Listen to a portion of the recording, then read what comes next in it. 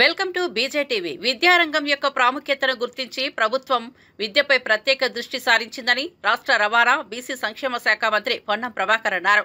గురువారం సికింద్రాబాద్ నల్లగుట్ట బలంరాయి ప్రభుత్వ బాలులతో ఉన్నత పాఠశాలలో ఎఫ్ఎల్ఎన్, ఏఎక్స్ఎల్, ఏ ఆధారిత కంప్యూటర్ ల్యాబ్స్, సైన్స్ ల్యాబ్లను కలెక్టర్లతో కలిసి పరిశీలించారు. అనంతరం విద్యార్థులతో మాట్లాడుతూ 10వ తరగతి పరీక్షల్లో మెరుగైన ఫలితాలు సాధించాలని అన్నారు. సంవత్సరం మొత్తం చదివింది కాదు, పరీక్షల్లో అనుసరించే ఆ 3 గంటలు కీలకమని విద్యార్థులకు సూచించారు. అనంతరం 6వ తరగతి విద్యార్థులతో మాట్లాడారు. వారిలో ఉన్న ఇంగ్లీష్, హిందీ లాంగ్వేజ్ స్కిల్స్ ను పరిశీలించి బాగా చదువుకోవాలని సూచించారు. వారిని 3 అంశాల్లో మోటివేట్ చేశారు.